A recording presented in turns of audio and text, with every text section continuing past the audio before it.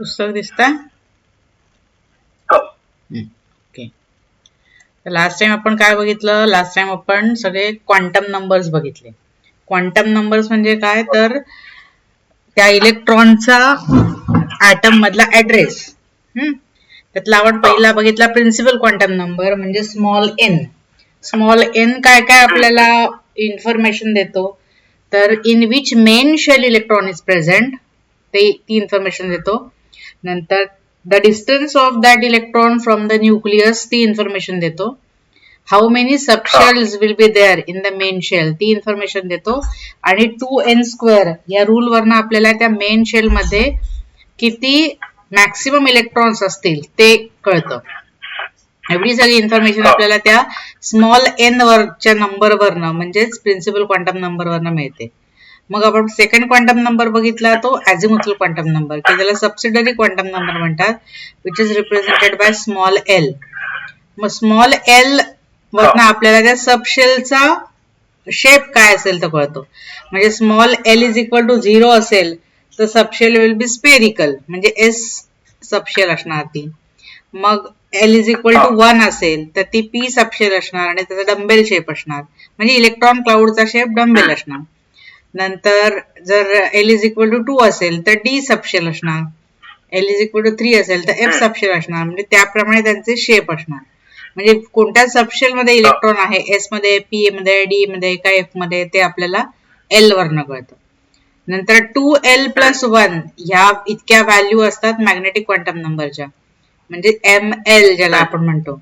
Magnetic quantum number म्हणजे काय की how the electron cloud is oriented in space. जर त्याला मॅग्नेटिक फील्ड मध्ये आपण मॅग्नेटिक फील्ड त्याला अप्लाय केलं तर म्हणजे मग ते अलॉंग द एक्स ऍक्सिस आहे का अलॉंग द वाय ऍक्सिस आहे का अलॉंग द झेड ऍक्सिस आहे का in between x Y Y Z Z x असं आहे. हे सगळं आपल्याला कळतं त्याच्या मॅग्नेटिक क्वांटम नंबरवरनं. आणि एक लास्ट क्वांटम नंबर आहे which is not calculated from equation.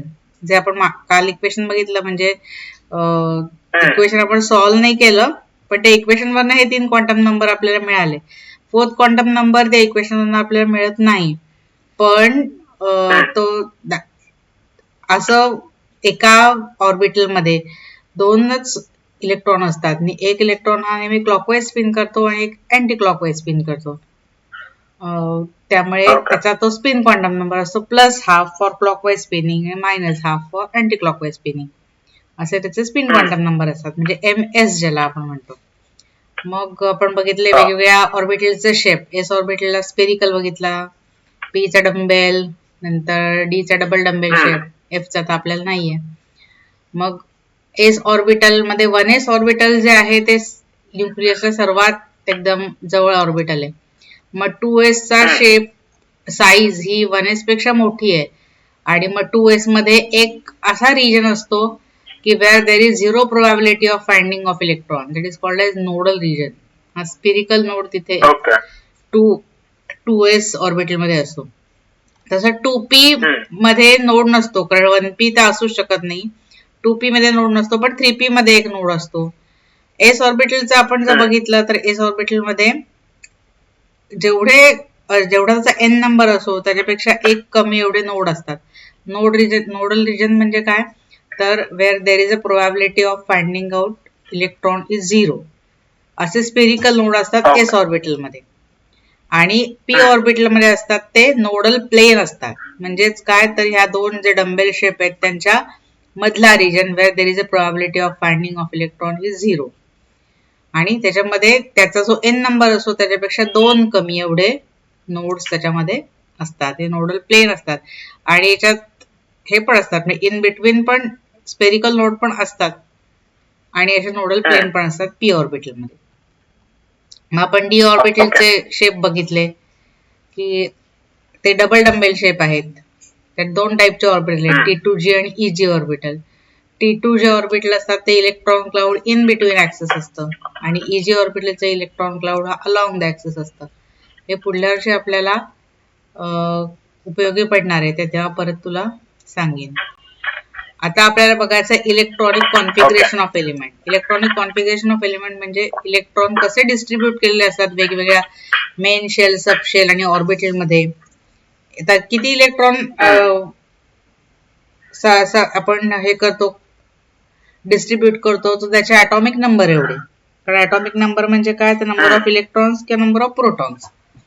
त्यामुळे ॲटॉमिक नंबर एवढे आपल्या इलेक्ट्रॉन्स त्याच्यात डिस्ट्रीब्यूट करायचे असतात. त्याचे वेगवेगळे रूल्स आहेत.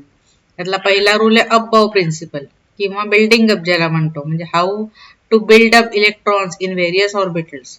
म्हणजे त्याचं नाव आहे अप बाउ. मग त्याच्यामध्ये एनर्जीसाठी एक N+L रूल आहे. मग त्यानंतर पॉलिज एक्सक्लुजन प्रिन्सिपल आहे. मग त्यानंतर hertz law of maximum multiplicity आहे. हे सगळे रूल्स वापरून आपल्याला इलेक्ट्रॉनिक कॉन्फिगरेशन लिहायचं असतं. एकदा हे रूल कळले की आपल्याला इलेक्ट्रॉनिक कॉन्फिगरेशन लिहिणं एकदम इझी असतं आणि आपल्याला अजून पहिल्या फर्स्ट 30 एलिमेंटचं इलेक्ट्रॉनिक कॉन्फिगरेशन लिहिता आलं पाहिजे. ते एकदम खूप सोपं असतं लिहिणं. आणि आता आपण ते पहिले रूल बघूया आणि मग इलेक्ट्रॉनिक कॉन्फिगरेशन कसं लिहायचं ते बघूया. बरं, हे वाच बघू. Electronic configuration of elements. Electronic configuration of elements. We have so far learned that an atom consists of positively charged nucleus surrounded by electrons present in orbitals of different sizes and shapes and sizes. These orbitals are part of different shells and subshells and are characterized by the 3 quantum numbers viz, n, l, and m. Let us know how to take the distribution of electrons in these cells and subshells. Such a distribution of electrons is called electronic configuration. Configuration.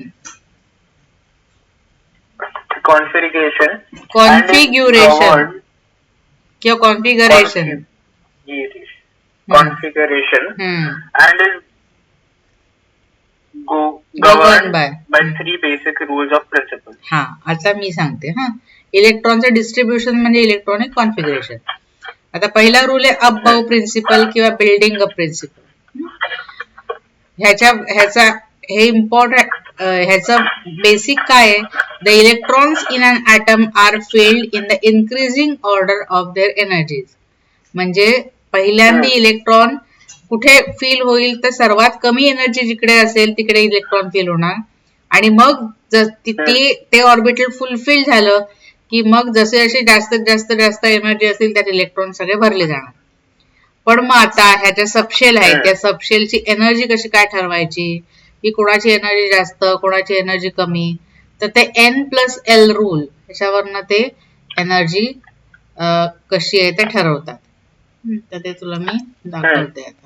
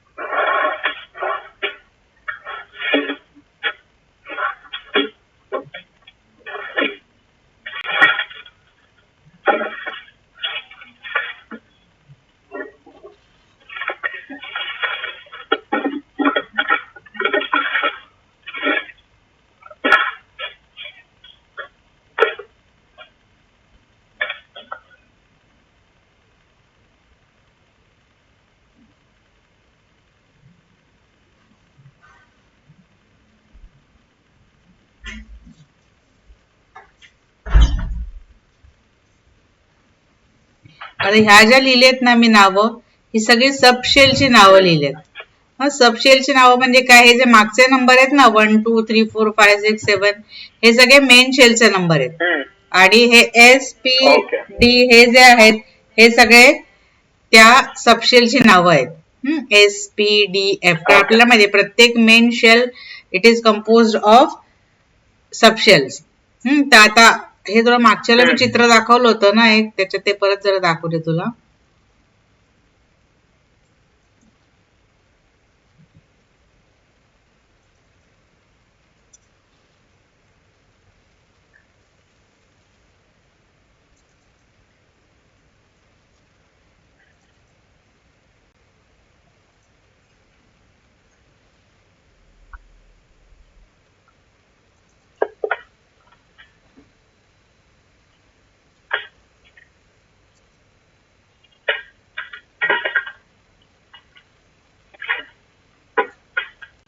हे मागच्या चित्र दाखवलं होतं ना, हे KLMN या main shell आहेत. प्रत्येक मेन शेल मध्ये किती सबशेल असणार हे त्याच्या N नंबरवरनं ठरतं. आता K शेल साठी N इज इक्वल टू 1 आहे, म्हणून त्याच्यामध्ये फक्त एकच सबशेल आहे, that is 1s subshell. L साठी N इज इक्वल टू 2 आहे, त्यामध्ये 2 सबशेल आहेत, S आणि P. M साठी N इज इक्वल टू 3 आहे, म्हणून 3 सबशेल आहेत, 3P, 3S, 3P आणि 3D. कॅपिटल N साठी N इज इक्वल टू 4 आहे, म्हणून त्यात 4 सबशेल आहेत, 4S, 4P, 4D, 4F, like that. आणि मग प्रत्येक सबशेल मध्ये ही ऑर्बिटल आहेत. आता हे किती ऑर्बिटल असणार, तर त्याच्या 2L प्लस 1, याचा L जो नंबर आहे त्या ट्वाइस पेक्षा 1 जास्त, एवढी ऑर्बिटल असणार. आता हा L नंबर कोणासाठी असतो, तर SPDF सबशेल साठी असतो. S सबशेल साठी, प्रत्येक S सबशेल साठी L इज इक्वल टू 0 असतो, म्हणून त्याच्यात 2 × 0 + 1 म्हणजे 1. तर बघितलं असतं प्रत्येक S सबशेल साठी फक्त 1च ऑर्बिटल आहे. 1s, 2s, 3s. हेचा फोटो पाठवते तुला मी, ठीक आहे, म्हणजे तुला कळेल. प्रत्येक S सबशेल साठी बघ एकच ऑर्बिटल आहे. प्रत्येक P सबशेल साठी 2P, 3P, 4P ह्याच्यासाठी 3 ऑर्बिटल आहेत, कारण P साठी L इज इक्वल टू 1 आहे. सो 2L प्लस 1 म्हणजे किती झाले, 2 × 1 + 1 म्हणजे 3 झाले. D साठी L इज इक्वल टू 2 आहे, त्यामध्ये 2 × 2 4 + 1 म्हणजे 5 ऑर्बिटल आहेत. आणि F साठी L इज इक्वल टू 3 आहे, त्यामुळे तिकडे 3 × 2 6 + 1 7 ऑर्बिटल आहेत. आणि प्रत्येक ऑर्बिटल मध्ये 2 इलेक्ट्रॉन असतात, एक क्लॉकवाईज स्पिनिंग, एक अँटी क्लॉकवाईज स्पिनिंग. म्हणजे आता आपल्याकडे ऑर्बिटल कुठले असतात, 1s, 2s, 2p, 3s, 3p, 3d, 4s, 4p, 4d, 4f, 5s अशी सगळी ऑर्बिटल असतात. तर तीच ऑर्बिटल मी आता इथे लिहिताना फक्त अशी आपल्या सोयीसाठी अशी लिहिली आहेत. आता 7p पर्यंतच आपल्याला ऑर्बिटल बास आहेत, कारण का तर आता जे इलेक्ट्रॉनिक्स, आता जे हे आहेत एलिमेंट्स आहेत ते 118च एलिमेंट आहेत, त्यामुळे 7p पर्यंतचं कॉन्फिगरेशन आपल्याला सफिशियंट आहे. आता ह्याच्यामध्ये इलेक्ट्रॉन कसे फिल होतील, तर पहिला रूल कुठला आहे, तर एनर्जी ज्याची कमी त्याच्यामध्ये इलेक्ट्रॉन आधी फिल होणार. पण मग एनर्जी कोणाची कमी कोणाची जास्त हे कसं ठरवणार, तर that is decided by N + L rule.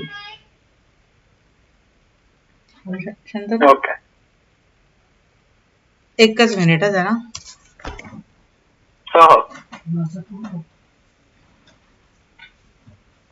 Hello, अगं माझी ट्युशन सुरू आहे, मी तर नंतर करू फोन. हा, ट्युशन झाल्यावर करते. हा,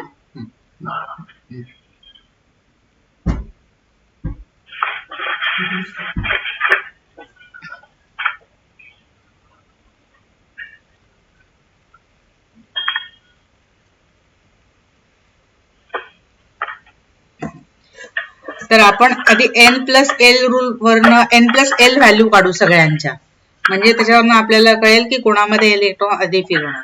आता याच्यात N व्हॅल्यू म्हणजे काय, N व्हॅल्यू म्हणजे आपल्या प्रिन्सिपल क्वांटम नंबरची व्हॅल्यू, आणि L व्हॅल्यू म्हणजे काय, तर अझिमुथल क्वांटम नंबरची व्हॅल्यू.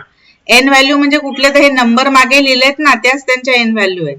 आणि L व्हॅल्यू म्हणजे काय, S साठी L is equal to 0, P साठी L is equal to 1, D साठी L इज इक्वल टू 2 आणि F साठी L इज इक्वल टू 3. या त्याच्या झाल्या L व्हॅल्यू. मग आता 1s म्हणजे काय, 1 + 0, बरोबर आहे, म्हणजे ह्याची व्हॅल्यू येणार 1. 2s म्हणजे ह्याची व्हॅल्यू येणार 2, 2 + 0. 2p ची व्हॅल्यू 2 + 1 म्हणजे 3. 3s ची 3 प्लस 0 म्हणजे पण 3. थांबा जरा वेगळ्या रंगाने लिहिते म्हणजे अजून छान तुला असं ठळक दिसेल.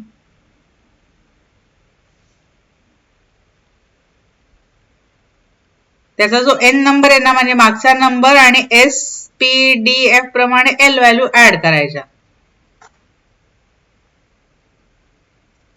हे बघ बस ते नंबर वाढत जाणार. हा 1s साठी व्हॅल्यू आहे 1, 2s साठी व्हॅल्यू आहे 2, 2 प्लस 0, 2p साठी व्हॅल्यू आहे 2 प्लस 1 म्हणजे 3, 3s साठी सांग व्हॅल्यू.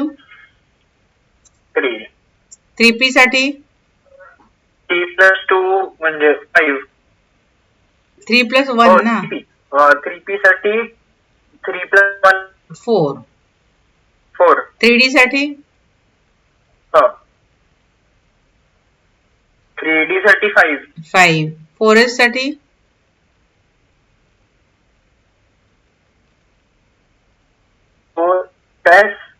4. 4p साठी 4p साठी 5. 4d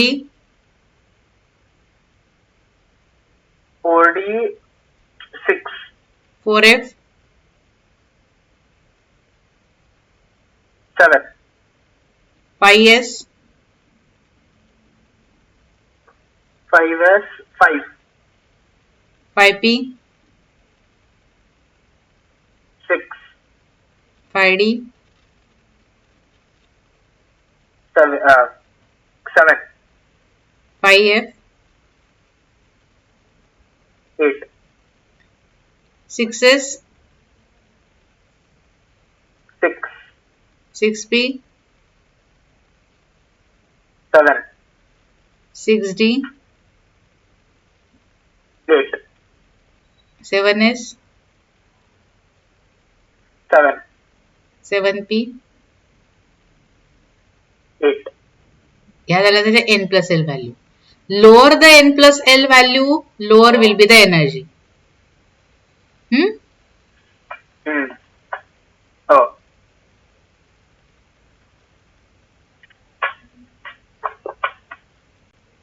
पण मग आता same n plus L value असेल तर काय करायचं? If n plus L is same, तसं असेल तर लोअर n लोअर एनर्जी. दोघांच्या n plus L value same असेल तर ज्याचा n लोअर त्याची एनर्जी लोअर. हा रूल आहे. मग आता ह्याप्रमाणे जर आपण सिक्वेन्स लिहायला गेलो तर तो सिक्वेन्स कसा असणार आहे?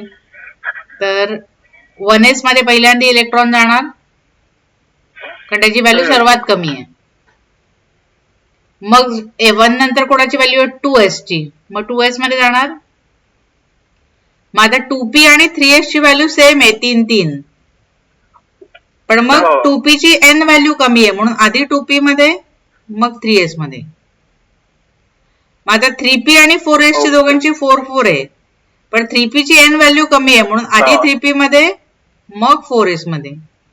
मग 3d 4p आणि 5s या तिघांची 5 5 आहे, पण ज्याची n व्हॅल्यू कमी त्याच्यामध्ये आधी म्हणून आधी 3d मग 4p मग 5s मग 4d मग 5p आणि मग 6s मग 4f मग 5d मग 6p मग 7s आणि मग 5f मग 6d आणि मग 7p. असा त्याचा सिक्वेन्स झाला. म्हणजे पहिल्यांदी कुठे जाणार? पहिल्यांदी जाणार 1s मध्ये, म्हणजे 1s ची व्हॅल्यू सर्वात कमी. 1s is less than 2s is less than 2p is less than 3s is less than 3p is less than 4s is less than 3d is less than 4p is less than 5s is less than 4d is less than 5p is less than 6s is less than 4f is less than 5d is less than 6p is less than 7s is less than 5f is less than 6d is less than 7p. असा त्याचा sequence झाला. म्हणजे पहिल्यांदी energy जाणार 1s मध्ये, electron, मग 2s मध्ये, मग 2p मध्ये, मग 3s मध्ये. हा त्याचा सिक्वेन्स आहे. आता एवढा अख्खाच्या अख्खा सिक्वेन्स आपल्याला लक्षात ठेवायची आत्ता गरज नाहीये 11th स्टँडर्डला, पण हे आपल्याला माहिती पाहिजे की इलेक्ट्रॉन्स कसे फील होतात. याला म्हणतात बिल्डिंग अप किंवा अफबाव. अफबावचा मीनिंग आहे बिल्डिंग अप. म्हणजे असे इलेक्ट्रॉन बिल्ड होतात. पहिल्यांदा 1s मध्ये, मग 2s मध्ये, मग 2p, मग 3s. आणि हे ना सध्या आपल्याला 3D पर्यंत पाठ असलं तरी चिकार झालं. 1s, 2s, 2p, 3s, 3p, 4s आणि 3D. मग आता इथे जर आपण असं बघितलं ना, तर तुला काल जे चित्र दाखवलं होतं ना मी, कुठे गेलं ते, आता हे चित्र दाखवलं होतं. ह्याच्यामध्ये पहिल्यांदा गेलं 1s मध्ये, मग 2s मध्ये, मग 2p मध्ये, मग 3s मध्ये. आता इथे ना मी याचे n+l व्हॅल्यू पण लिहिते. याच्यावर जर लिहिता आल्या मला तर एडिट मध्ये लिहिता येतील ना.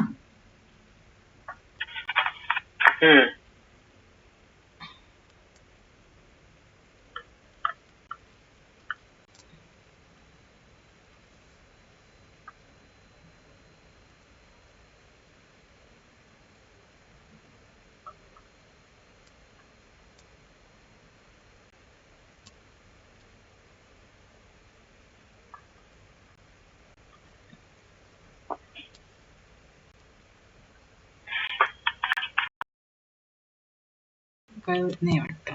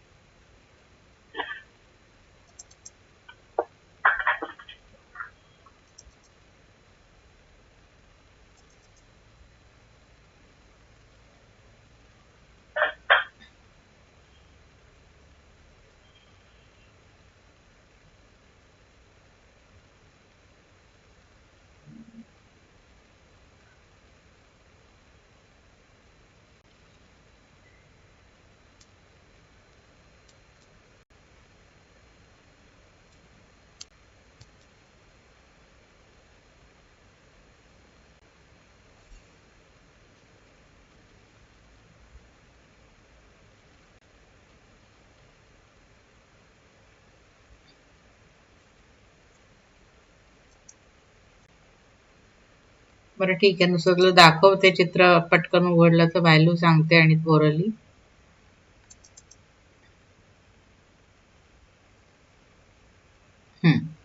आता 1s म्हणजे असणार त्याची व्हॅल्यू n+l 1. ह्याची व्हॅल्यू 2, ह्याची 3, ह्याची पण 3, ह्याची 4. आता हॅलो, तू आहेस ना मीटिंग मध्ये? हॅलो,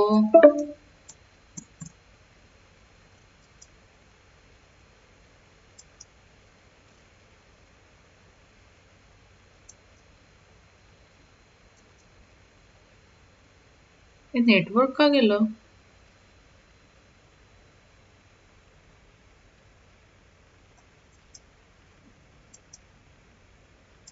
तुला नेटवर्क मिळत आहे?